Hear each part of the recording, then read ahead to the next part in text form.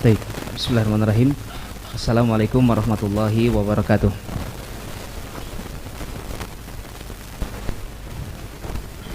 Innal hamdalillah nahmaduhu ta'ala wa nasta'inuhu wa nastaghfiruh wa na'udzu billahi min syururi anfusina wa min sayyiati a'malina may yahdihillahu fala mudhillalah wa may yudlil fala hadiyalah wa asyhadu an la ilaha illallah wahdahu la syarikalah wa asyhadu anna Muhammadan 'abduhu wa rasuluh sallallahu alaihi wa ala alihi wa ashabihi wa tabi'in wa tabi'i tabi'in wa man tabi'ahum bi ihsanin ila yaumiddin.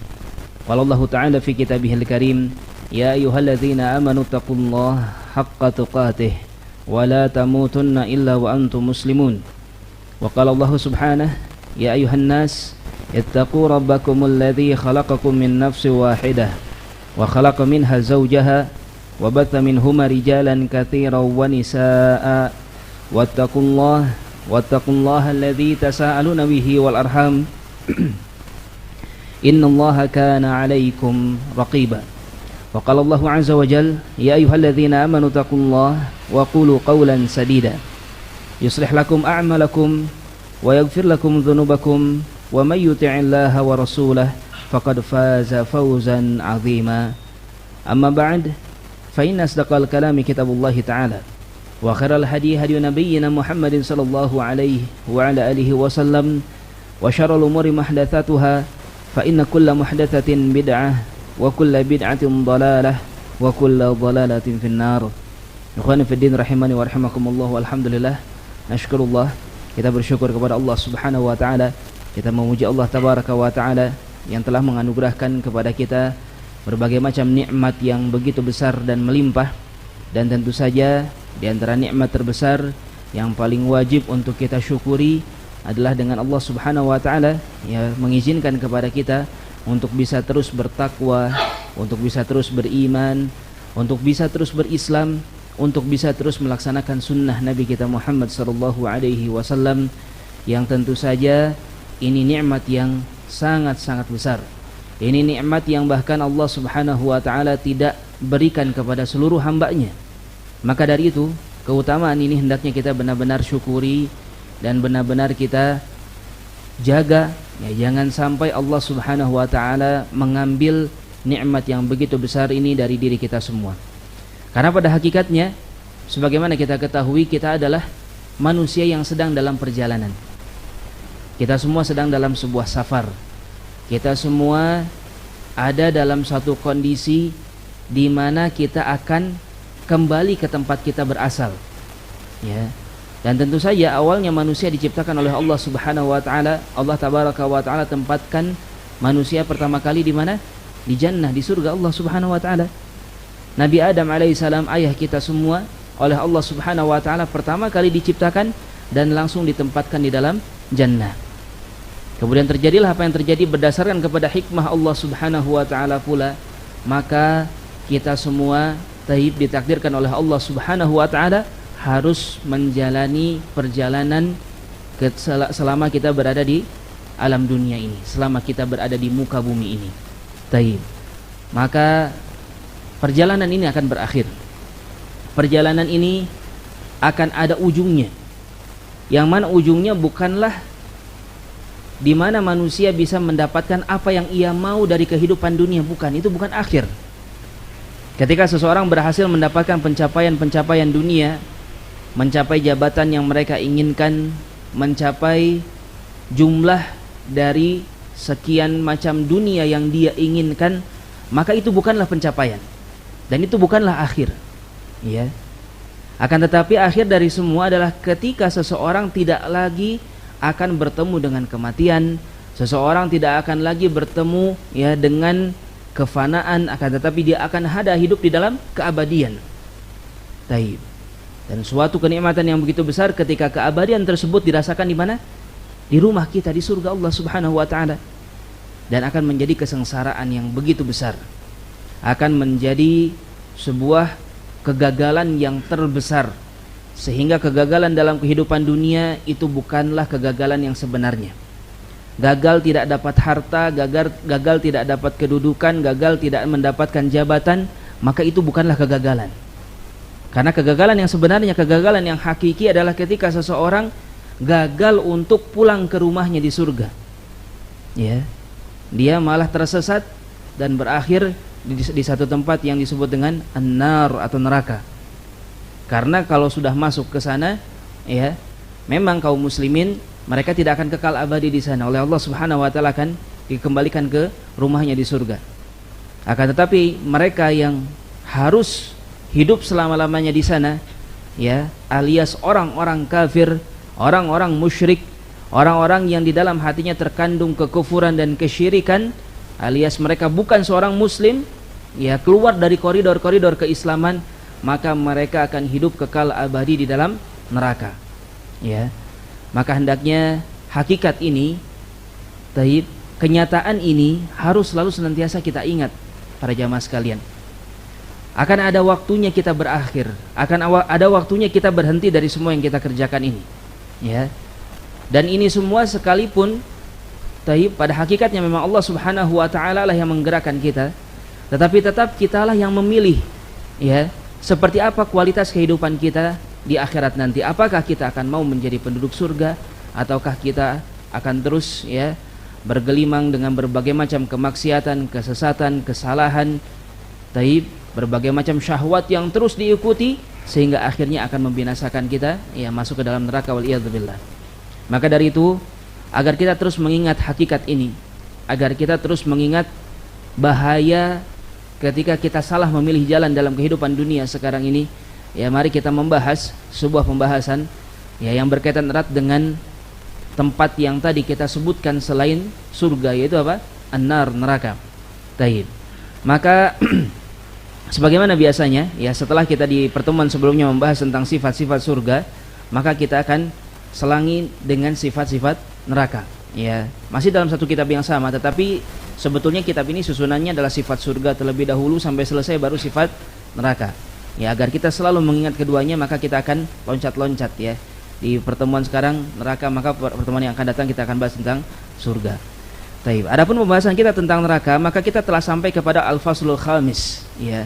Kita telah sampai ke pasal yang kelima dari kitab ini, kitab Wasful Jannati wan Nar, ya, sifat surga dan neraka, min sahihi sunanil akbar, dari yang sahih yang ada pada sunan-sunan atau sunnah-sunnah atau hadis-hadis yang datang dari Nabi kita Muhammad sallallahu alaihi wasallam. Demikian pula penulis tidak hanya membawakan ahadits, akan tetapi membawakan berbagai macam ayat-ayat, ya, yang berdasarkan kepada judul dari setiap babnya atau setiap pasalnya, kemudian dibawakan dalil-dalilnya. Ya. Kita masuk ke dalam kitab Al-Faslul Khamis, pasal yang kelima, launu jahannam, tentang bagaimana warna dari neraka jahannam. Langsung saja kita sampaikan, warnanya hitam. Ya. Kenapa? Karena membahas neraka jahannam, di antara yang akan kita bahas adalah tentang bagaimana gelapnya tempat tersebut. Ya. Apa yang ada di dalamnya merupakan kegelapan. Oleh karenanya Allah tabaraka wa taala, sebagaimana disampaikan oleh Nabi kita Muhammad alaihi salatu wasallam, ya, Rasulullah alaihi salatu wasallam menyebutkan apa? Al-zulm zulumatun yaumal qiyamah. Kata Rasulullah alaihi salatu wasallam, ya, yang namanya kezaliman, al-zulmu, zulumat, kata Rasulullah, adalah zulumat. Apa itu zulumat? Kegelapan. Ya, di mana kegelapan ini akan dirasakan? Di hari kiamat nanti, kata Rasulullah sallallahu alaihi wasallam.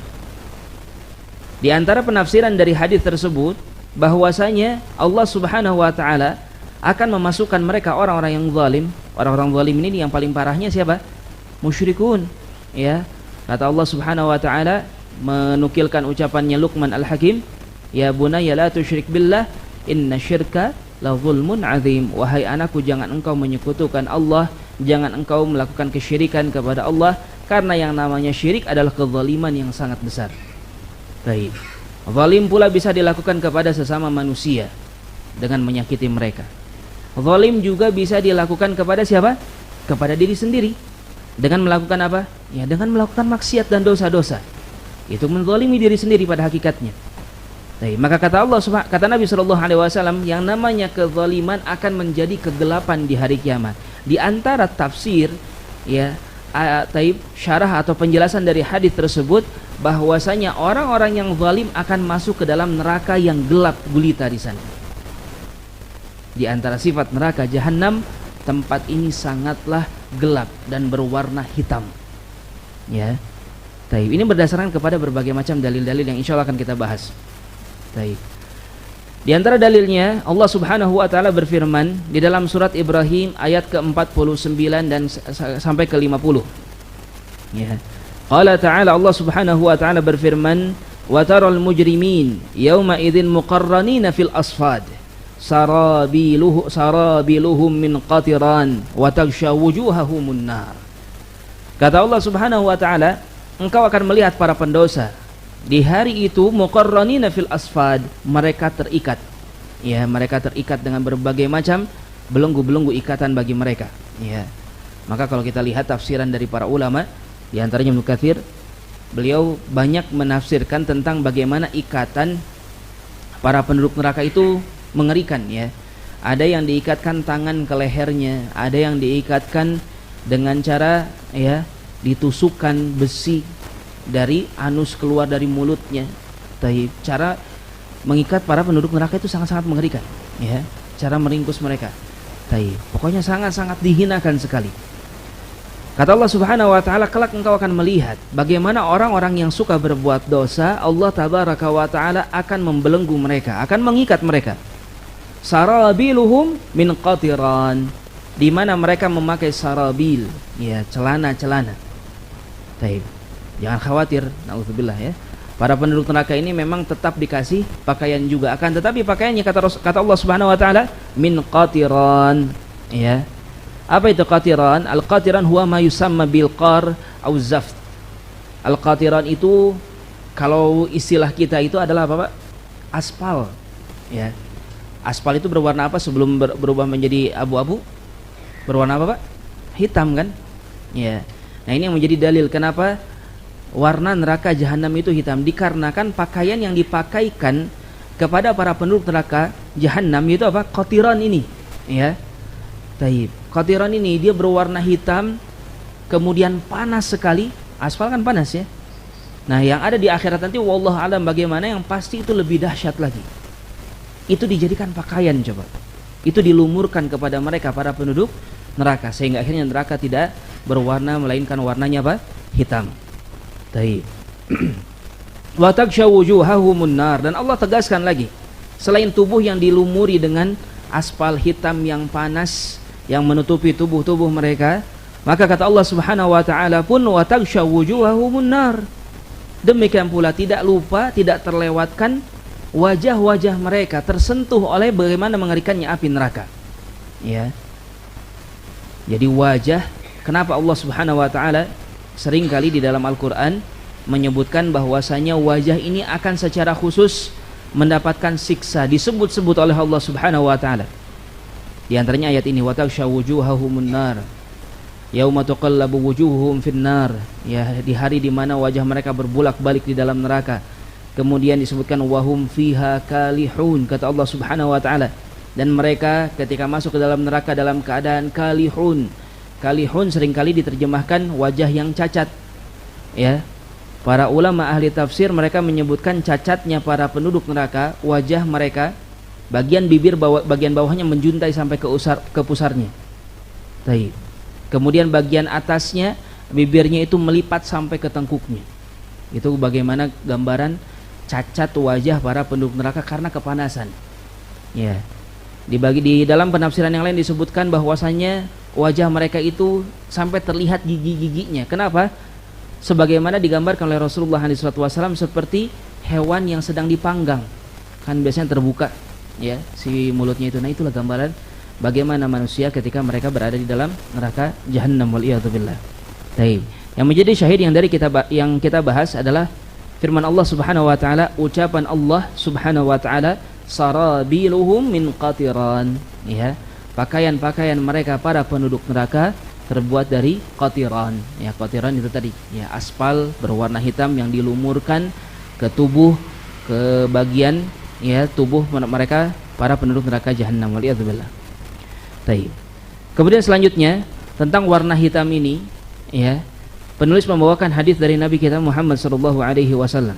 Hadisnya adalah hadis yang diriwayatkan oleh Imam At-Tirmidzi dan ini merupakan hadis yang hasan.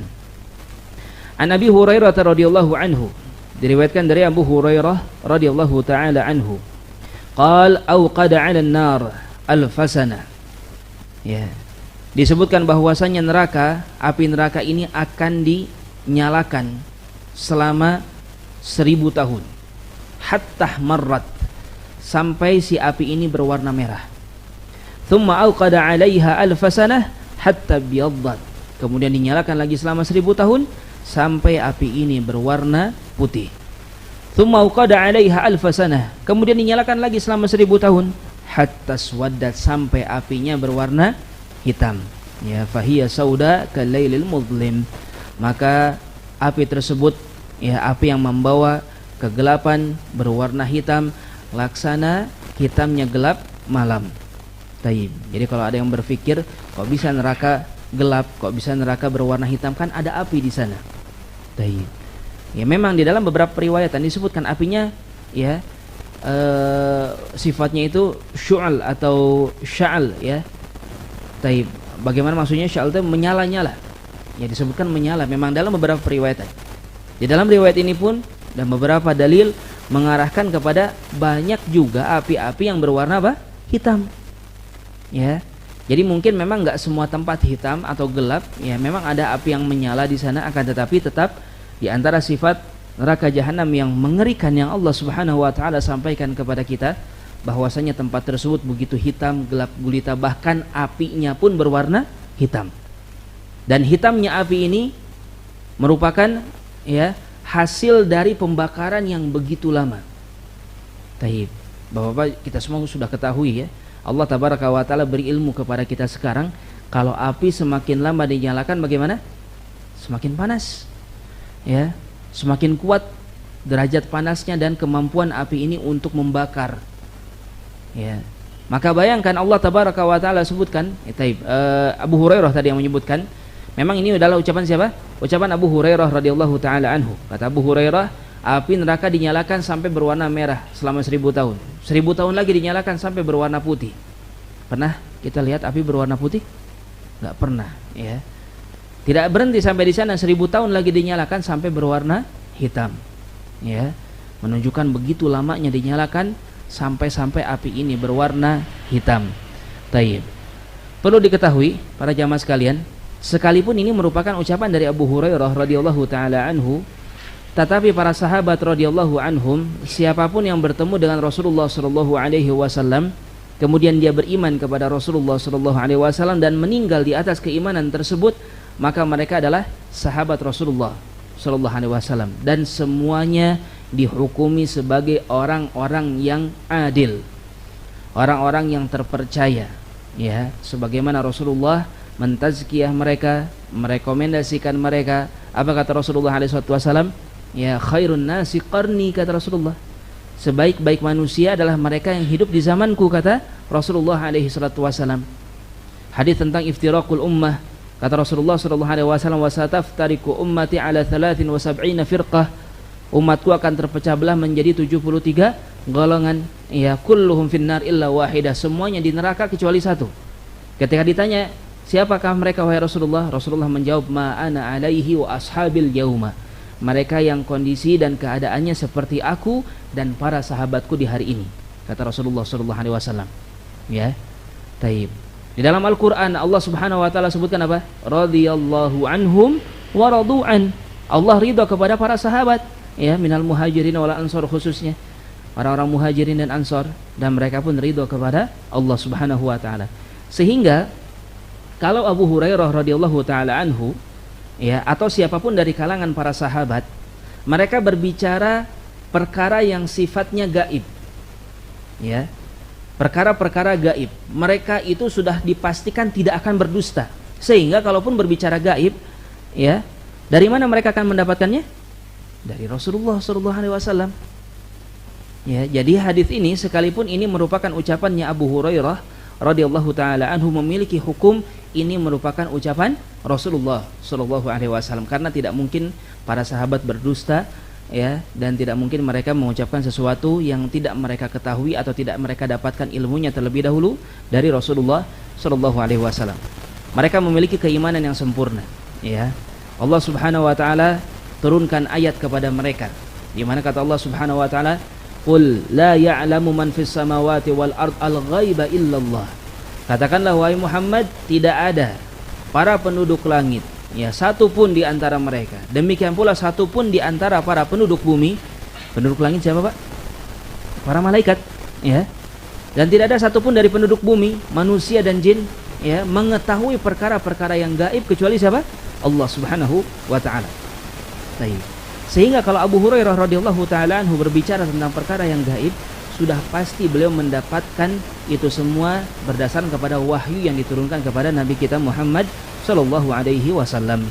Baik, ya. Sehingga ini adalah hadis yang memiliki hukum rafa' istilahnya. Lahu hukmur raf'i. Dia memiliki hukum marfu', hadis yang marfu', hadis yang disandarkan kepada Rasulullah sallallahu alaihi wasallam. Baik. Kembali kepada pembahasan. Selanjutnya penulis membawakan dalil yang lain. Wa anhu radhiyallahu anhu, masih dari Abu Hurairah radhiyallahu taala anhu. Qal atarawnaha hamra kanarikum hadhihi lahiya aswad minal qar. Kata Rasulullah, kata Abu Hurairah radhiyallahu taala anhu, beliau mengatakan, ya, apakah kalian tahu bagaimana merahnya api yang kalian mampu nyalakan di dunia? Ya, kata Abu Hurairah. Taib, maka ketahuilah api neraka bahkan lebih hitam daripada al-qar. Qar itu tadi sama dengan qatiran, sama dengan apa? Aspal. Ya. Api neraka kata Abu Hurairah itu jauh lebih hitam lagi. Ya. Sekali lagi, ini pun di sini Abu Hurairah radhiyallahu taala anhu berbicara tentang perkara yang gaib, maka kalau beliau yang berbicara memiliki hukum apa? Hukum ucapan Rasulullah sallallahu alaihi wasallam. Ya. Perlu diketahui para jamaah sekalian, ini merupakan bagian dari akidah Islam yang benar. Ya, wajib bagi kita untuk menetapkan perkara-perkara yang gaib. Kita beriman terhadap perkara yang gaib. Kalau apa? Kalau ada dalil. Berdasarkan kepada Al-Quran, berdasarkan kepada hadis Nabi Muhammad sallallahu alaihi wasallam. Ya. Adapun ketika manusia mengaku mengetahui perkara-perkara yang gaib, mengaku mengetahui apa yang akan terjadi di masa yang akan datang, apakah dia diberi gelar orang soleh kah itu? Ataukah dia diberi gelar orang pintar? Ya, maka pada hakikatnya dia adalah orang yang terburuk. Kenapa?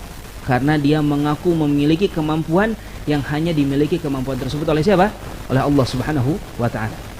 Sehingga haram bagi kita untuk membenarkan.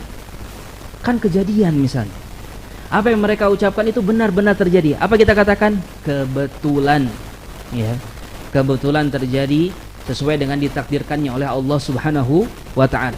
Kita tidak sedikit pun membenarkan ucapan apapun dari para dukun, para normal, ya, atau mereka-mereka yang punya sifat yang buruk yang ingin disamakan seperti Allah, sekalipun dia mengaku sebagai seorang soleh, seorang ajengan, seorang kiai, ngaku-ngaku tahu hal gaib, maka kita langsung meninggalkan orang-orang seperti ini. Ya. Mengaku-ngaku tahu tentang perkara-perkara yang tidak ada yang mengetahuinya kecuali hanya Allah Subhanahu wa taala, ya. Maka kita langsung meninggalkan orang-orang yang sangat buruk seperti ini. Baik. Ingat, mereka telah mendustakan Al-Qur'an. Mereka telah berani kepada Allah Subhanahu wa taala. Mereka tidak mengindahkan syariat Islam dengan mengaku mengetahui perkara-perkara yang gaib. Ya, perlu kita ketahui. Maka kita memiliki ayat yang tadi kita sebutkan. Qul la ya'lamul ghaib, la ya'lamu man fis samawati wa man fil ard illa al-ghaiba illallah. Ya, katakanlah Muhammad bahwasanya tidak ada penduduk langit, penduduk bumi, malaikat saja enggak tahu. Bayangkan. Ya. Para malaikat saja enggak tahu tentang perkara gaib. Rasulullah pun tidak mengetahui tentang perkara gaib. Ya, banyak buktinya Rasulullah SAW tidak mengetahui perkara gaib. Ya. Taib. Kalau Rasulullah tahu perkara gaib, pasti beliau tidak akan terkena berbagai macam luka di perang Uhud. Iya enggak? Kalau beliau tahu tentang perkara gaib. Ya. Kalau beliau tahu tentang perkara gaib, beliau tidak akan kebingungan ketika datang berita tentang si Ibnu Sayyad, ya. yang dituduhkan atau diperkirakan oleh sebagian sahabat bahwasanya dia ini adalah Dajjal. Rasulullah sampai mengendap-endap pengen tahu ngomong apa sih orang ini, sampai para sahabat mengira bahwasanya dia Dajjal. Ya, berarti apa? Rasulullah nggak tahu perkara gaib. Rasulullah SAW beliau adalah manusia biasa. Kalau berbicara gaib, maka beliau berbicara dari apa? Wahyu. Karena ada wahyu dari Allah Subhanahu wa taala, bukan dari diri beliau sendiri. Ya, tidak ada yang mengetahui perkara yang gaib kecuali Allah Subhanahu wa taala. Baik. Ya, kembali kepada pembahasan. Maka tadi Abu Hurairah radhiyallahu taala anhu mengabarkan kepada kita perkara yang gaib, tetapi kalau beliau yang mengatakan, maka itu memiliki hukum ucapan Rasulullah sallallahu alaihi wasallam. Ya, dan sekali lagi Rasulullah mengucapkan perkara yang gaib berarti berdasarkan apa? Berdasarkan wahyu. Baik. Abu Hurairah mengabarkan kepada kita bahwasanya api neraka jahanam itu berwarna hitam dan sangat-sangat hitam sekali. Baik. Kemudian di hadits yang selanjutnya, wa an Abi Malik Al-Asy'ari, diriwayatkan dari Abu Malik Al-Asy'ari radhiyallahu anhu, anna Rasulullah sallallahu alaihi wasallam qaal, bahwasanya Rasulullah sallallahu alaihi wasallam beliau mengatakan, arba'un baqina fi ummati min amril jahiliyah laisu bitarikiha. Kata Rasulullah sallallahu alaihi wasallam, ada 4 perkara yang masih tersisa di umatku dan itu merupakan bagian dari perkaranya orang-orang jahiliyah. Apa itu jahiliyah? Kapan dikatakan satu masa jahiliyah? Adalah masa sebelum diutusnya Nabi kita Muhammad sallallahu alaihi wasallam. Masa di mana manusia, ya, khususnya bangsa Arab ketika itu, mereka dalam kondisi sangat-sangat buruk sekali. Kenapa kita katakan bangsa Arab? Karena yang lain sudah pasti lebih buruk. Ya. Kenapa? Karena Rasulullah alaihi wasallam diutus di tengah-tengah mereka. Dari sanalah kebaikan baru tersebar, ya, ke bangsa-bangsa yang lainnya. Baik. Nah, ketika Rasulullah SAW hidup di tengah-tengah bangsa Arab, sebelum beliau diangkat menjadi nabi oleh Allah Subhanahu wa taala, beliau menemukan keburukan yang sangat-sangat luar biasa di tengah-tengah bangsa Arab. Ya, sehingga singkat cerita sebagaimana kita ketahui, sebelum beliau menjadi nabi, apa yang dilakukan oleh beliau? Beliau sering menyendiri, ya. Beliau melakukan apa istilahnya, melepaskan dirinya, memisahkan dirinya dari hiruk pikuk kehidupan orang-orang Makkah ketika itu yang penuh dengan keburukan. Ya, mereka melakukan riba, orang-orang Makkah ini mereka banyak melakukan tipu menipu, ya, berbagai macam akhlak yang buruk dilakukan oleh mereka. Sedangkan Nabi kita Muhammad SAW adalah orang yang terjaga semenjak beliau lahir. Beliau tidak pernah melakukan keburukan, ya. Beliau sekalipun belum menjadi nabi, tetapi oleh Allah Subhanahu wa taala telah dijaga dari berbagai macam keburukan-keburukan. Sehingga ketika melihat kondisi seperti ini, apa yang beliau lakukan? Beliau senang untuk menyendiri di gua Hira, ya. Taib. Sampai satu waktu Allah Subhanahu wa taala akhirnya mengangkat beliau menjadi nabi, ya. Taib. Nah, kondisi ini kata Rasulullah SAW, kondisi jahiliyah seperti ini adalah kondisi yang buruk. Dan ternyata ada yang tersisa, kata Rasulullah. Ada yang tersisa dari kebiasaan orang-orang jahiliyah yang masih dilakukan oleh umatku, kata Rasulullah sallallahu alaihi wasallam. Dan jumlahnya ada 4 perkara. Ya. Laisu bitarikiha, dan mereka tidak meninggalkan keempat perkara yang sangat buruk tersebut. Yang pertama kata Rasulullah, al-fakhru bil ahsab. Ya. Mereka bangga dengan apa? Dengan al-ahsab, dengan kedudukan mereka. Ya, membanggakan jabatan, membanggakan kehormatan dari sisi apa? Dari sisi duniawi. Taib. Hati-hati ketika kita menilai kebaikan seseorang, kehormatan seseorang dari sifat ini, maka ini adalah salah satu sifat yang sudah diperingatkan 1400 tahun lebih yang lalu oleh siapa? Oleh Nabi kita Muhammad sallallahu alaihi wasallam. Ya. Kata beliau sallallahu alaihi wasallam, di antara perkara jahiliyah yang masih ada di tengah-tengah umat beliau adalah al-fakhr bil ahsab, membangga-banggakan kedudukan, membangga-banggakan jabatan, membangga-banggakan banyaknya harta dan yang semisalnya. Kemudian yang selanjutnya wata'an fil ansab, ya. Yang selanjutnya adalah senang untuk mencela nasab. Baik, senang untuk mencela apa? Nasab. At-ta'an fil ansab.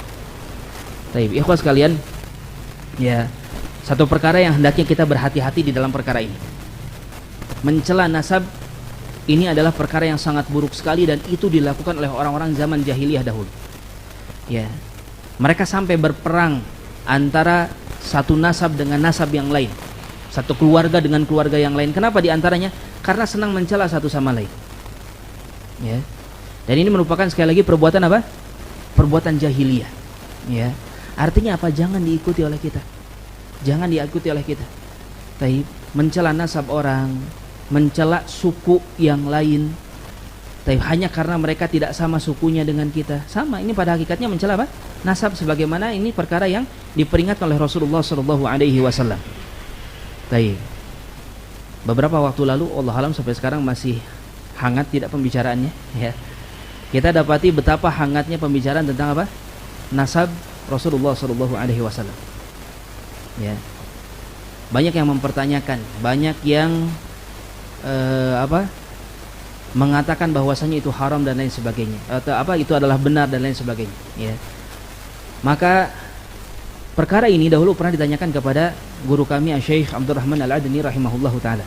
Ya, ditanyakan kepada beliau, ya Syekh, apakah benar ya bahwasanya nasab yang diakui oleh sebagian orang-orang Yaman bahwasanya mereka adalah keturunan Rasulullah SAW. Jadi dari dulu kalau di Yaman, dari sekitar tahun berapa ya? Sekitar tahun 2009-2010-an lah. Itu sudah ramai di sana membicarakan tentang kesahihan nasab mereka orang-orang Yaman yang mengaku keturunan Rasulullah SAW. Itu sudah dari dulu. Kalau di kita baru-baru kemarin ini. Ya. Ditanyakan kepada Syekh Abdurrahman Al-Adni rahimahullahu taala, apa kata Syekh Abdurrahman? Ya, maka di antara perkara yang harus kita perhatikan, jangan mencela nasab orang lain. Ini kata beliau. Ya. Ketika mereka mengakui memiliki nasab kepada Rasulullah SAW dan mereka menjaganya, maka kita sebagai seorang muslim ya tidak boleh mengganggu-gugat tentang perkara tersebut. Baik. Bahkan itu termasuk ke dalam perkara apa? At-ta'an fil ansab. Ya, mencela nasab-nasab orang lain. Tetapi bukan berarti pula kita membenarkan keburukan-keburukan yang dilakukan oleh para oknum-oknum yang mereka mengaku sebagai keturunan Rasulullah SAW. Tidak ada ibrahnya. Memang kita mencintai Ahlul Bait, ya, sebagaimana itu perintahkan oleh Rasulullah SAW. Kita harus mencintai Ahlul Bait Rasulullah Sallallahu Alaihi Wasallam. Umar bin Khattab radhiyallahu taala anhu, beliau sampai mengatakan kepada Al-Abbas ibn Abdul Muttalib. Siapa Al-Abbas ini? Paman Rasulullah, Ahlul Baitnya Rasulullah SAW. Kata Umar, keislamanmu wahai Al-Abbas ya, lebih aku cintai daripada keislaman Al-Khattab. Siapa Al-Khattab? Ayah beliau. Kenapa kata Umar? Karena keislamanmu lebih dicintai oleh Rasulullah SAW daripada keislaman ayahku, kata Umar. Ya. Menunjukkan apa? Kecintaan kepada Ahlul Bait itu adalah satu perkara yang disunnahkan, ya, satu perkara yang disyariatkan. Akan tetapi bukan berarti kita diperbolehkan untuk membenarkan keburukan, kesalahan, bahkan kesyirikan, ya. Kesyirikan yang tadi kita sebutkan, di antaranya apa? Mengaku-ngaku tahu hal gaib, itu kan dilakukan oleh mereka. Ya. Langsung sajalah kita sebutkan para habaib ini. Mereka mengaku-ngaku tahu hal gaib, ya kan? Maka kita tidak mencela nasab mereka, tetapi yang harus kita cela yaitu apa? Kelakuan mereka. Itu yang harus kita ingatkan, peringatkan kaum muslimin darinya. Jangan sampai kaum muslimin banyak yang tertipu hanya gara-gara mengaku keturunan Rasulullah SAW, kemudian mereka banyak menipu kaum muslimin, banyak mengajarkan kesyirikan kepada kaum muslimin. Memangnya kenapa kalau keturunan Nabi? Apakah kalau dengan menjadi keturunan Nabi langsung otomatis pasti selamat? Ya. Apa kata Rasulullah SAW? Ya Fatimah binta Muhammad, wahai Fatimah putrinya Muhammad, anqidhi anfusaki minan nar, kata Rasulullah, selamatkan dirimu dari neraka. Fa inilah ugni anki syai'a minallahi syai'a, dan sungguh aku tidak bisa menolong dirimu ya di hadapan Allah sedikit pun. Rasulullah bilang ini kepada siapa? Putrinya langsung, darah dagingnya langsung. Yang tidak diragukan lagi nasabnya, ya, jelas-jelas putrinya sendiri. Kata Rasulullah SAW apa? Engkau Fatimah jaga dirimu dari api neraka. Aku nggak bisa menolongmu di hadapan Allah Subhanahu Wa Taala. Ya, apalagi cucu yang wallahu alam keberapa kalinya. Ya. Ketika mereka melakukan kesyirikan, maka mereka musyrik.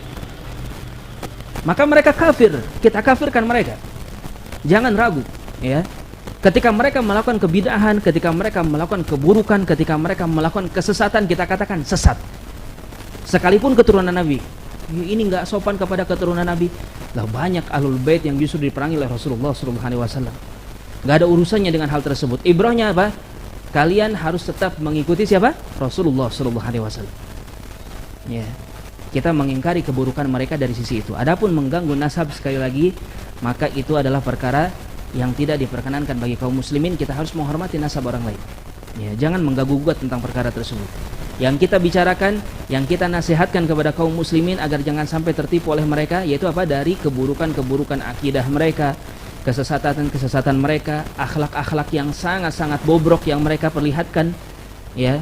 Mereka melakukan banyak sekali, ya, kita ketahui perbuatan-perbuatan keji, perbuatan-perbuatan yang mungkar, taib. Ya, maka kita mengingkari perkara-perkara tersebut. Taib, kita menghindarkan kaum muslimin agar jangan sampai tersentuh oleh perkara-perkara tersebut. Ya, jadi diserangnya bukan nasabnya, tetapi apa? Kelakuannya, pemikirannya, akidahnya, taib, muamalahnya, akhlaknya, itu yang kita perbaiki, yang kita peringatkan kaum muslimin darinya. Taib, ya. Maka itu perkara yang selanjutnya. Kata Rasulullah SAW, dari 4 perkara jahiliyah, yang kedua adalah apa? At-ta'an fil ansab. Masih ada waktu? Taib, sudah waktu azan, ya. Insyaallah kita lanjutkan kembali setelah salat al-Isya. Tafadhalu barakallahu fikum. Taib. Bismillahirrahmanirrahim. Alhamdulillah wassalatu wassalamu ala Rasulillah wa ala alihi wa ashabihi wa man walah, ma ba'd. Kita lanjutkan kembali insyaallah. Ya, maka itulah tadi di hadis yang terakhir, ya, Nabi kita Muhammad alaihi salatu wassalam, beliau menyebutkan ada 4 perkara dari perkara jahiliyah yang tidak ditinggalkan oleh umat beliau sallallahu alaihi wasallam. 2 di antaranya telah kita bahas, yaitu apa? Bangga atau berbangga-bangga dengan kedudukan dan mencela nasab. Kemudian yang ketiga kata Rasulullah alaihi salatu wassalam, wal istisqa bin nujum, ya, dan senang untuk meminta hujan kepada apa? Kepada bintang-bintang. Taib, ya. Melakukan permintaan-permintaan, ya, atau menetapkan berbagai macam hal dengan apa? Dengan bintang, ya. Maka ini sebetulnya perilaku apa? Orang-orang terdahulu, orang-orang jahiliyah. Ya, kalau bintang begini maka akan begini, ya, dan seterusnya. Taib. Ya. Kemudian selanjutnya kata Rasulullah SAW, wan niyahah 'alal mayyit. Yang keempat adalah berniyahah kepada mayit. Apa itu niyahah? Menangisi dengan meronta-ronta, ya. Taib, menunjukkan ketidakridhaan terhadap takdir Allah Subhanahu wa taala. Adapun menangisi mayit dari orang-orang yang kita cintai ketika meninggal, maka Rasulullah SAW pun ketika sahabatnya Abu Salamah radhiyallahu taala anhu meninggal, maka beliau pun meneteskan air mata. Ya, beliau pun menangis. Beliau pun berkali-kali terkisahkan menangis ketika orang-orang yang beliau cintai, terutama para sahabatnya, yang meninggal dunia. Maka itu adalah satu perkara yang manusiawi, akan tetapi yang tidak diperbolehkan adalah ketika berniyahah. Ya, berniyahah itu termasuk di antara bentuk niyahah, artinya apa? Intinya menunjukkan ketidakridhaan kita terhadap takdir Allah Subhanahu wa taala, itu niyahah. Ya. Dan perlu diketahui, di antara niyahah yang mungkin masih sering dilakukan oleh kaum muslimin di zaman sekarang, yaitu apa? Seringkali kaum muslimin menyimpan peninggalan-peninggalan orang-orang yang mereka cintai dengan tanpa dimanfaatkan. Hanya sekedar untuk apa? Untuk diingat-ingat. Bahasanya apa? Untuk sebagai kenang-kenangan, ya. Ini termasuk niyahah kata para ulama. Kenapa? Karena ketika kita mengenangnya akan timbul apa? Rasa sedih, akan teringat betapa menyakitkannya, ya, ditinggalkan oleh orang yang kita cintai. Ini termasuk di antara perkara apa? Niyahah kata para ulama. Ya, maka alangkah baiknya kalau ada peninggalan dari orang-orang yang kita cintai, dimanfaatkan, jangan didiamkan begitu saja. Diambil manfaatnya, ya. Kalau ada pakaian, kadang kendaraan mungkinnya atau apa, gak mau dipakai. Kenapa? Karena ada kenang-kenangan di sana. Gak mau rusak nanti apa? Kenangannya hilang. Nah, justru itu yang gak boleh. Justru Islam ya menetapkan syariat untuk apa? Agar pemeluknya tidak merasakan rasa sedih. Kalau seandainya justru malah membawa kepada kesedihan, membuat hati kita menjadi taib, bersedih, ingin menangis dan lain sebagainya, maka alangkah baiknya ditinggalkan. Taib, ya, dimanfaatkan, dipakai sampai betul-betul habis satu barang tersebut, maka justru itulah yang akan menjadi apa? Pahala bagi mereka yang meninggalkannya. Ya, itu justru menjadi kebaikan daripada hanya sekedar kita lihat-lihat saja, ya, hanya sekedar kenang-kenangan. Taib, maka itu termasuk niyahah kata para ulama. Ya, termasuk di antara apa? Niyahah.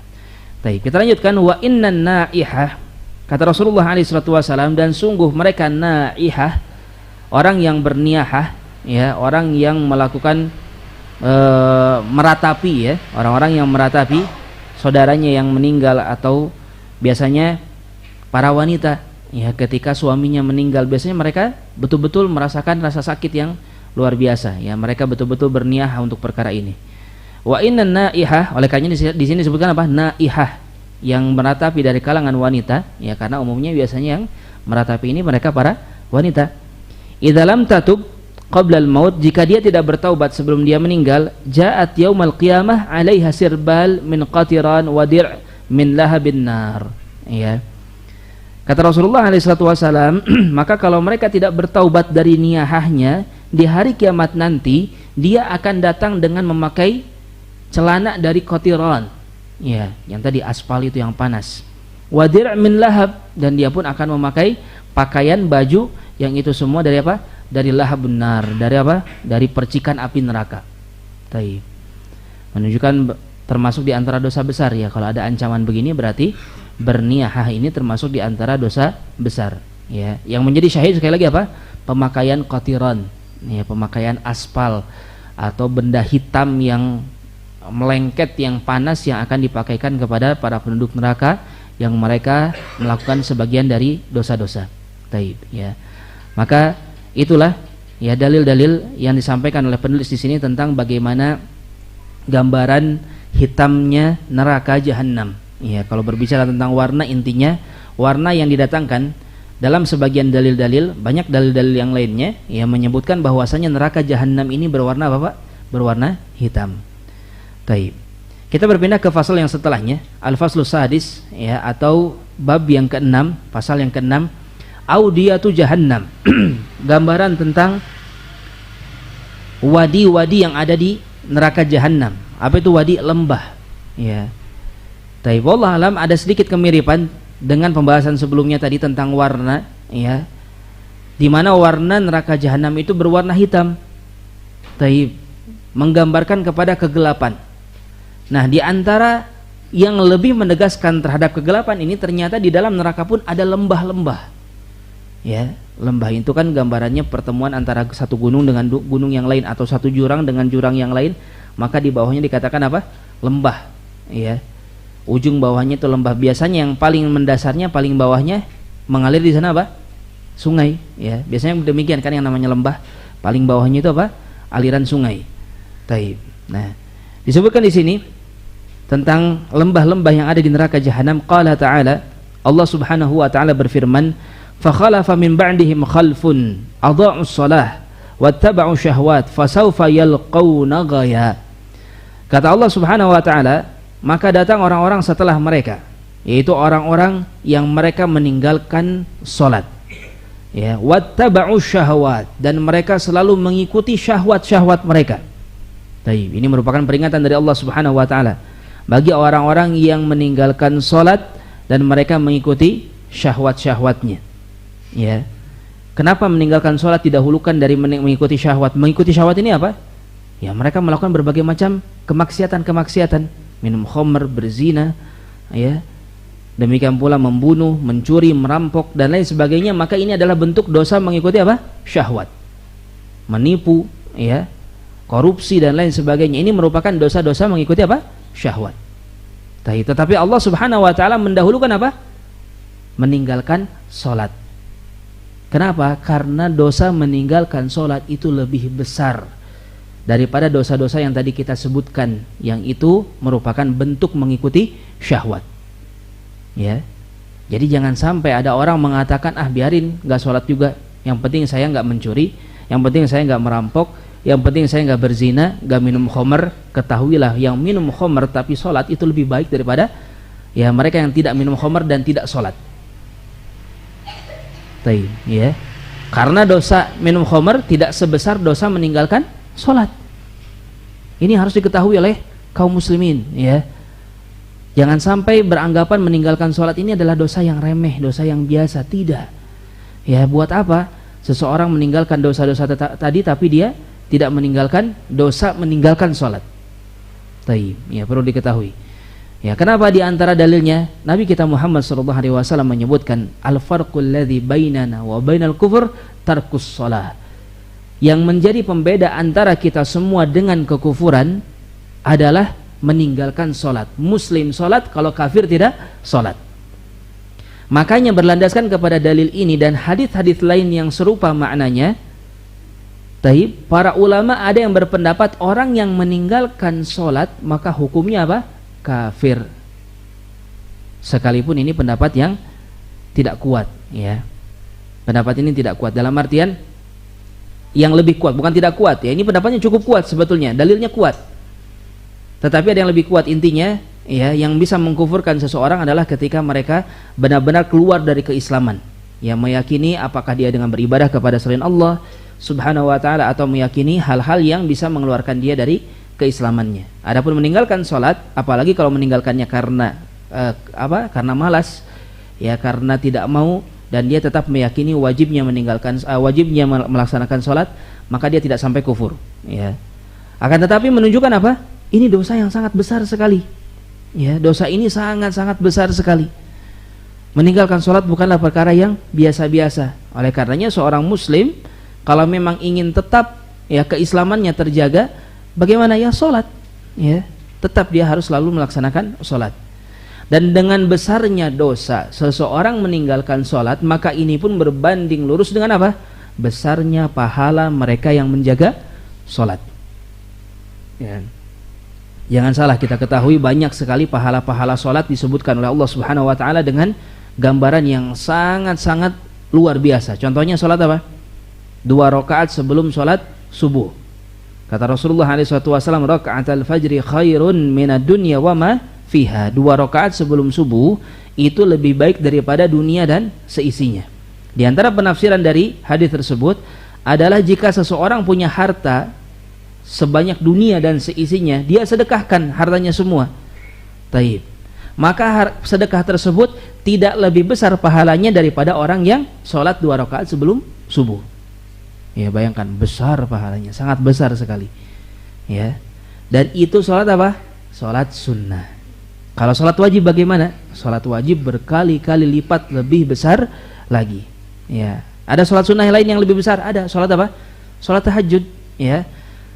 Afdhalus shalah ba'dal fardhah qiyamul lail. Kata Rasulullah, sebaik-baik salat setelah salat fardu adalah qiyam al-lail, ya, qiyamul lail atau salat tahajud. Itu lebih besar pahalanya, dan salat fardu yang 5 waktu itu jauh lebih besar lagi pahalanya, ya. Maka dari itu rugi enggak salat itu, dari sisi enggak dapat pahalanya. Demikian pula, ya, akan membinasakan karena mereka yang melakukan atau meninggalkan salat, maka dosanya pun sangat-sangat besar, ya. Bahkan oleh Allah Subhanahu wa taala didahulukan penyebutannya sebelum menyebutkan apa? Dosa-dosa mengikuti syahwat yang tadi kita sebutkan, ya. Bagaimana kondisi orang-orang seperti ini? Fasaufa yalqawna ghaya, maka mereka kelak akan dilemparkan kepada satu tempat yang disebut dengan ghayan, ya, atau ghai. Apa itu ghai? Qala Abdullah bin Mas'ud, berkata Abdullah bin Mas'ud radhiyallahu ta'ala anhu fi qaulihi ta'ala fasawfa yalqawna ghaya, tentang firman Allah Subhanahu wa ta'ala, maka kelak mereka akan dilemparkan kepada ghaya, wadin fi jahannam ba'idul qar khabithut ta'am, ya. Bahwasanya ghayan ini merupakan salah satu lembah, ya, di dalam neraka jahanam yang sangat-sangat dalam sekali, ya, sangat dalam sekali. Dan di sana khabithut ta'am. Ikhwah sekalian, sebagaimana tadi kita gambarkan, mungkin ikhwah yang sering main ke hutan tahu, ya, bagaimana kondisi lembahan-lembahan ini. Biasanya lembahan itu mengalir sungai di bawahnya, sehingga kalau ada sungai, tumbuhan-tumbuhan di sekitarnya pun akan subur, ya, akan berbuah dengan baik. Biasanya di lembahan-lembahan ini pun ya, apalagi kalau tersinari matahari, ya, akan banyak apa? Sumber makanan. Ya, akan banyak sumber makanan, akan banyak buah-buahan. Tapi biasanya begitu, ya. Nah, apakah seperti itu juga lembah-lembah yang ada di neraka jahanam? Iya, sama. Bedanya makanannya disebutkan oleh Abdullah bin Mas'ud khabithut ta'am.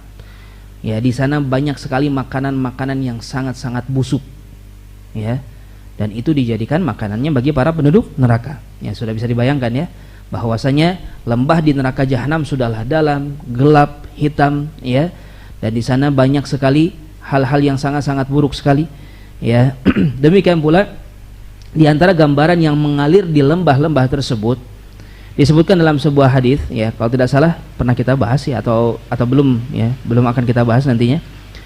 Di antaranya adalah sifat penduduk neraka itu oleh Allah Subhanahu wa taala akan dibuat mereka itu besar tubuhnya, ya, sehingga baina syahmatil udhun wa katifih, kata Rasulullah, antara ujung telinga sampai ke bahunya itu jaraknya 70 tahun perjalanan. Ya, dibuat besar sekali oleh Allah Subhanahu wa taala. Kemudian di antara itu saja, ya, di pundaknya saja, di antara telinga sampai ke bahunya itu mengalir berlembah-lembah darah dan nanah. Ya. Jadi kalau digambarkan lembah ini ada yang mengalir, ada sungainya, iya ada sungainya. Lembah-lembah di neraka ini ada sungainya. Di antara yang mengalir di sana, taib, ya, meskipun itu mungkin berbeda dengan yang tadi kita sebutkan, tetapi sangat mungkin yang mengalir di sana itu apa? Darah-darah dan nanah. Ya, darah dan nanah siapa? Penduduk neraka lain yang dibuat besar oleh Allah Subhanahu wa taala. Kemudian darah dan nanahnya mengalir ke sungai-sungai yang ada di lembah-lembah neraka yang sangat dalam. Ya, dan darah dan nanah ini yang bagaimana selanjutnya? Sudah bisa dibayangkan, ya, ini dijadikan minuman bagi para penduduk neraka. Waliyadzubillah. Ya, saking mengerikannya kondisi neraka bagi mereka yang tinggal di dalamnya. Semoga Allah Subhanahu wa taala menyelamatkan kita semua. Taib. Kemudian dilanjutkan, ya, di penjelasan yang setelahnya, wa an Ali radhiyallahu taala anhu, diriwayatkan dari Ali radhiyallahu anhu, qala Rasulullah sallallahu alaihi wasallam, ta'awadzu billahi min jubbil huzn. Kata Rasulullah alaihi wasallam, hendaknya kalian berlindung kepada Allah Subhanahu wa taala dari satu tempat yang disebut dengan jubbul huzn. Apa itu jubbul huzn? Ya, wadil huzn, lembah kesedihan. Ya, taib, sudah bisa dibayangkan lembah kesedihan apa? Artinya orang yang akan masuk ke sana akan merasakan kesedihan yang sangat-sangat luar biasa. Ikhwas sekalian, di antara azab bagi para penduduk neraka bukan hanya azab fisik saja. Azab fisik gambarannya sebagaimana kita sebutkan tadi, banyak sekali azab fisik ini. Dibakar, dipakaikan pakaian yang panas, dibuat tubuhnya cacat dengan secacat-cacatnya, ya. Bahkan mereka itu sampai betul-betul berubah tubuhnya itu. Ya, mengerikan lah. Itu azab fisik. Taib. Kemudian mereka disengat oleh hewan-hewan, ya. Ada dalilnya. Taib, ada kalajengking, ada apalagi ular-ular, ya, oleh Allah Subhanahu wa taala dijadikan yang akan mengazab para penduduk neraka. Kalajengkingnya enggak main-main, ya, sengatnya itu sebesar pohon kurma. Ya, enggak kecil. Taib. Dan berbagai macam gambaran tentang bagaimana siksa fisik bagi mereka. Dan bukan hanya siksa fisik saja. Ya, di antara yang disiksakan oleh Allah Subhanahu wa taala kepada mereka penduduk neraka, disiksa juga apa? Batinnya, mentalnya, psikisnya. Ya. Taib. Yang mana terkadang kita rasakan sekarang di dunia, ya, kekurangan atau rasa sakit yang ditimbulkan dari mental kita kadang lebih menyakitkan kan daripada sakit fisik. Sakit fisik kadang-kadang kita terluka atau kita sakit misalnya, kita masih bisa tertawa, iya enggak? Ya, kita masih bisa tersenyum, kita masih bisa merasakan kebahagiaan. Tetapi kalau sedang bersedih, sekalipun sedang sehat, kita akan terlihat seperti orang sakit. Ya. Dan ini pun termasuk di antara siksa dan azab yang oleh Allah Subhanahu wa taala akan timpakan kepada para penduduk neraka. Ya, di antara dalilnya tentang keberadaan lembah kesedihan ini. Ya, mereka tinggal di dalam lembah ini dalam keadaan sedih. Kemudian mereka pun dibuat oleh Allah Subhanahu wa taala, ya, bagaimana nikmatnya para penduduk surga, diperlihatkan kepada mereka. Kira-kira sedih enggak? Ya, lagi diazab enggak bisa keluar, kemudian dilihatin orang-orang yang Allah berikan kenikmatan kepada mereka. Terlebih lagi biasanya Allah Subhanahu wa taala sebutkan dalam berbagai macam dalil, Yang diperlihatkan itu adalah orang-orang yang dulu dia cela ketika di dunia. Orang-orang yang dia rendahkan, orang-orang yang dia hinakan, oleh Allah dilihatkan kepada para penduduk neraka tersebut dalam keadaan mendapatkan nikmat, mendapatkan rahmat Allah, hidup di dalam surga dengan keabadiannya dan mendapatkan kenikmatan yang begitu luar biasa. Ya, oleh karenanya kalau kita mendapatkan celaan, kita mendapatkan kezaliman dari orang-orang kafir, ya dari orang-orang musyrik, maka kalau memang tidak bisa membalas, kalau bisa membalas maka alangkah baiknya membalas supaya apa? Menjaga kehormatan keislaman kita. Ya. Tetapi kalau misalnya qaddarallahu masyafa'al, ya sebagaimana yang dialami oleh sebagian saudara kita di Palestina misalnya, kalau mereka bersabar, insya Allah nanti di hari kiamat, nanti di surga, ya mereka akan tertawa riang gembira, dan para Yahudi yang sekarang menzalimi mereka akan merasakan rasa sedih, tangis, ya rasa sakit yang dahsyat, karena oleh Allah akan dipertontonkan bagaimana warga atau saudara-saudara kita kaum muslimin mendapatkan nikmat dan mereka akan mendapatkan siksa. Ya insya Allah kita sangat-sangat mengharapkan janji Allah Subhanahu wa taala tersebut. Ya, kalau memang Allah tabaraka wa taala tidak berkehendak untuk memberikan kemenangan untuk sekarang ini, karena akhirnya akan menang. Ya perlu diketahui. Akhir dari kisah mereka para Yahudi itu kapan? Nanti di akhir zaman. Ya. Bersama dengan Dajjal. Akhirnya mereka akan gabung dengan Dajjal, maka akan turun Nabi Isa membunuh Dajjal, kemudian kaum muslimin akan mulai melakukan panen. Panen apa? Panen kepala orang-orang Yahudi. Ya. Itu nanti di akhir zaman. Itu akan terjadi, janji Allah Subhanahu wa taala. Taib. Kalaupun mungkin sekarang qadarullah ma syafa'al, ya. Sebagian dari saudara-saudara kita masih merasakannya, insyaallah setidaknya mereka akan merasakan kebahagiaan ketika di surga nanti. Taib, ya. Maka adapun orang-orang penduduk neraka sebagaimana tadi kita sebutkan, kata Rasulullah SAW, ta'awwadzu billahi min jubbil huzn aw wadil huzn. Hendaknya kalian memperbanyak untuk berlindung kepada Allah Subhanahu wa taala dari lembah kesedihan. Qila ya Rasulullah, dikatakan wahai Rasulullah, majubul huzn aw wadil huzn, wahai Rasulullah, apa yang dimaksud dengan lembah kesedihan ini? Qal wadin fi jahannam. Kata Rasulullah SAW, itu adalah satu lembah yang berada di neraka jahannam. Ta'awadha minhu jahannam kulla yawmin sab'ina marrah. Ya. Sebagai gambaran bagaimana mengerikannya lembah ini, bahkan neraka jahannam sendiri sampai berlindung darinya. Kata Rasulullah SAW, neraka jahanam sendiri sampai berlindung dari lembah yang ada di dalam neraka jahanam. Taib. Maksudnya apa gambarannya? Ini sangat parah, neraka jahanam saja sudah menakutkan, tetapi ternyata dia pun merasakan ketakutan, merasakan kekhawatiran sampai berlindung kepada Allah Subhanahu wa taala, ya, dari apa? Dari lembah yang disebut dengan lembah kesedihan tersebut. Tapi perlu diketahui neraka jahanam, surga itu oleh Allah Subhanahu wa taala dibuat mereka itu bisa berbicara, ya, mereka itu hidup, ya, sebagaimana, karena memang surga dan neraka pun adalah ciptaan Allah Subhanahu wa taala, makhluk Allah Subhanahu wa taala. Banyak dalilnya, ya, insyaallah mungkin nanti akan kita bahas pula di antara azab neraka. Neraka itu sendiri membentak, ya, neraka ini berteriak. Membentak siapa? Tentu saja membentak para penduduk neraka yang ada di dalamnya, ya. Kemudian di antara tanda yang lainnya bahwasanya neraka ini sampai berlindung kepada Allah Subhanahu wa taala dari lembah kesedihan kulla yaumin, setiap harinya, sab'ina marrah, sampai 70 kali. Ya. Neraka jahanam pun sampai berlindung dari lembah kesedihan ini sampai 70 kali. A'andahu Allahu lil qurra al marain, subhanallah, ya. Apa kata Rasulullah SAW? Perlu diketahui, lembah kesedihan ini yang neraka jahanam sendiri sampai berlindung darinya 70 kali dalam satu hari, itu semua oleh Allah Subhanahu wa taala dipersiapkan untuk siapa? Untuk qurra. Ya, apa itu qurra? Para pembaca Al-Qur'an. Ya. Untuk para pembaca Al-Qur'an al-marain, yang mereka itu senang kalau baca Qur'an itu senang apa? Untuk dilihat. Orang-orang yang suka riya di dalam beramal, kurang lebih demikian gambarannya. Ya. Hati-hati. Ini lagi-lagi menunjukkan ada dosa yang begitu dahsyat besarnya, tetapi seringkali kaum muslimin bagaimana? Ya, lengah dari dosa yang satu ini. Dosa apa? Dosa riya. Ya, sampai-sampai kata Nabi SAW, Digambarkan tadi bagaimana Dajjal itu ya sangat-sangat luar biasa. Taib Dajjal ini memberikan fitnah yang begitu besar. Sampai-sampai ketika Dajjal keluar nanti ya para penduduk kota Madinah itu sampai mereka menyembunyikan anak istri mereka di rumah-rumah terdalam mereka. Kenapa? Karena Dajjal nanti akan mendatangi kota Madinah tetapi tidak bisa masuk ke dalamnya dan akan berteriak mengajak kepada wanita-wanita Madinah untuk keluar, dan banyak yang terkena fitnahnya. Ya. Banyak di antara mereka yang terkena fitnahnya, menunjukkan fitnahnya ini luar biasa dahsyat sekali. Disebutkan kaum muslimin ketika keluarnya Dajjal, mereka sedang berperang melawan bangsa Romawi dan mereka menang.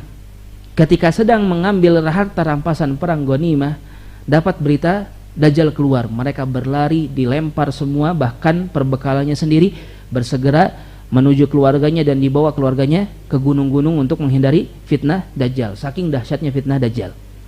Tetapi kata Rasulullah sallallahu alaihi wasallam, "Ala ukhbirukum bima huwa asyad min fitnatid Dajjal?" Mau tidak kalian aku beritahu kepada satu perkara yang lebih dahsyat daripada fitnah Dajjal? Ya, maka kata Rasulullah, asyirk al-khafi. Fitnah berupa kesyirikan yang tersembunyi. Apa itu kesyirikan tersembunyi? Kata Rasulullah, yaqumur rajul yusalli. Seseorang mendirikan salat. Dia salat, tetapi salatnya lima yara min nadhari rajulin. Dia salat hanya karena ingin dilihat oleh orang lain. Subhanallah, ya, riya. Dosa riya ini. Kalau ibadah ingin dilihat, kalau ibadah ingin dinilai, kalau ibadah ingin diapresiasi, taib, maka kata Rasulullah ini fitnahnya lebih dahsyat daripada fitnah Dajjal. Kata para ulama, kenapa Nabi kita Muhammad sallallahu alaihi wasallam sampai menyampaikan demikian? Yang pertama, fitnah Dajjal hanya datang pada waktu tertentu saja. Kapan itu? Di akhir zaman. Dan sangat mungkin, sangat besar sekali kemungkinannya orang-orang yang hidup di zaman-zaman kita sekarang ya tidak akan bertemu dengannya. Itu yang pertama. Kemudian yang selanjutnya, Dajjal, yang terkena fitnah Dajjal itu umumnya adalah siapa? Itu tadi kita sebutkan diantaranya orang-orang Yahudi, ya sedikitlah dari kalangan kaum muslimin. Kemudian orang-orang yang memang sudah sesat, para khawarij, ya kaum khawarij dan lain sebagainya, sebagaimana dalil datang tentang mereka. Taib. Yang pasti apa? Orang-orang soleh keumumannya nggak kena fitnah Dajjal. Ya, tidak terkena fitnah Dajjal. Mereka bahkan tahu tentang kondisi keberadaan atau fitnah Dajjal ini, sehingga selamat. Tetapi yang namanya fitnah riya ketika ibadah justru menimpa siapa? Orang-orang soleh. Ya. Justru menimpa orang-orang yang sedang ibadah, orang-orang yang sedang taat kepada Allah Subhanahu wa ta'ala. Taib. Dan ternyata disebutkan di dalam hadis yang tadi kita bacakan, bahkan di dalam neraka jahanam ada satu lembah yang disebut dengan lembah kesedihan, yang ternyata dipersiapkan untuk mereka yang riya ketika ibadah, khususnya ketika membaca Al-Quran. Ya, subhanallah. Subhanallah. Maka dari itu hendaknya ini menjadi pelajaran yang begitu besar ya bagi kita, bahwasanya yang namanya amalan wajib untuk kita datangkan syaratnya. Ya, yang mana di antara syaratnya itu apa? Al-ikhlas. Harus ikhlas untuk Allah Subhanahu wa ta'ala. Wa ma umiru illa liya'budullaha mukhlisin. Tidaklah manusia diperintahkan kecuali hanya untuk beribadah kepada Allah dengan seikhlas-ikhlasnya. Taib. Demikian pula syarat yang kedua yaitu apa? Ittiba' ar-rasul, harus mengikuti Rasulullah sallallahu alaihi wasallam. Wa ma atakumur rasulu fakhudhuh wa ma nahakum anhu fantahu. Apapun yang datang dari ar-rasul maka ambillah, apapun yang dilarang jangan dilakukan. Ya. Qul ati'ullaha wa ati'ur rasul, katakanlah wajib bagi kalian taat kepada Allah, wajib bagi kalian taat kepada ar-rasul sallallahu alaihi wasallam. Taib, ya. Maka dua syarat ini harus selalu ada, ikhlas dan mutaba'ah. Ya, kalau ikhlas enggak ada bagaimana? Itu tadi riya, ya. Senang untuk dipuji, senang untuk diapresiasi. Ujung-ujungnya bagaimana? Alih-alih dari mendapat pahala justru malah mendapatkan tempat di mana? Di neraka jahanam, ya. Naudzubillah, naudzubillah. Taib. Riya, sum'ah, taib. Ini merupakan dua amalan yang sering kali disebut oleh Rasulullah sallallahu alaihi wasallam dengan istilah syirik. Ya, apakah syirik khafi sebagaimana yang tadi kita sebutkan? Itu apa? Syirik yang tersembunyi. Lalu apakah artinya orang yang ria berarti dia menjadi musyrik yang dia keluar dari keislaman? Ya, maka jawabannya tidak. Jawabannya tidak keluar dari keislaman. Ini termasuk ke dalam kategori dosa besar. Ya, tetapi dosa besarnya masih di bawah derajat syirik akbar. Ya. Atau bisa kita istilahkan ini syirik asghar, syirik kecil. Kalau syirik akbar, ya dia meyakini bolehnya ibadah kepada selain Allah Subhanahu wa taala. Adapun yang ria, ada unsur kesyirikan memang. Ya. Jadi ibadahnya itu enggak murni benar-benar ikhlas kepada Allah Subhanahu wa taala. Tetapi ada sedikit unsur kesyirikan di mana dia ingin mendapatkan pujian manusia atas amalan yang dia kerjakan, ya. Maka dari itu sama halnya dengan meninggalkan sholat, ya, ria, sum'ah, ini pun dosa yang lebih besar para jamaah sekalian daripada dosa-dosa yang itu sumbernya atau sebabnya adalah hawa nafsu. Taib. Dan sekali lagi, ria, sum'ah, kalau ria itu ingin dilihat, kalau sum'ah ingin didengar, ya. Tetapi esensinya sama, ibadah gak ikhlas, bukan hanya mengharapkan pahala dari sisi Allah Subhanahu wa taala. Nah, mereka-mereka ini memiliki dosa yang mirip dengan syirik. Ada area kesyirikan yang tersentuh dengan melakukan kedua dosa ini, ya. Dan mereka lakukan ketika sedang ibadah. Taib. Demikian pula di luar ria dan sum'ah, ada lagi yang disebut dengan apa? Ujub. Kalau ujub kata para ulama itu bukan pada perkara ibadah, akan tetapi ada pada perkara apa? Dunia. Ya, bangga diri dengan kepemilikan dunia itu disebut dengan ujub. Itu pun sama. Ya. Itu pun pada hakikatnya sama, termasuk di antara dosa besar yang harus dihindari oleh kita semua. Taib. Khusus tentang perkara ria tadi, maka Nabi kita Muhammad SAW mengabarkan bahwasanya di sana ada satu lembah di dalam neraka jahanam yang disebut dengan lembah kesedihan. Dan mereka yang ria akan ditempatkan di lembah tersebut, ya. Dan ini merupakan pembahasan yang terakhir, ya, dari apa? Dari lembah-lembah yang ada di neraka jahanam. Taib, ya. Maka dengan demikian selesai kita pada pembahasan di malam hari ini, ya, tentang beberapa hal yang berkaitan dengan sifat-sifat dari neraka jahanam. Mudah-mudahan ini menjadi pengingat bagi kita semua, ya, dan sehingga kita tidak menganggap remeh terhadap perbuatan dosa, demikian pula tidak menganggap remeh terhadap perbuatan ketakwaan, walaupun mungkin hanya sekedar hal-hal yang ringan, ya, membantu kecil, membantu yang ringan, bersedekah dengan jumlah yang sedikit, jangan dianggap remeh. Tetap berusaha kita beramal soleh, sekecil apapun Allah Subhanahu wa taala akan menghargainya, ya. Oleh karena itu beramalah dan tinggalkan berbagai macam kemaksiatan. Fa hadza ma yata'allaqu bid-dars wallahu a'lam bishawab. Taib. Barangkali ada yang menanyakan Bapak-bapak? Cukup insyaallah? Tidak ada yang menanyakan? Taib. Kalau tidak ada yang mau tanyakan, maka insyaallah kita cukupkan sampai di sini. Ya, mudah-mudahan kajian kita bisa bermanfaat.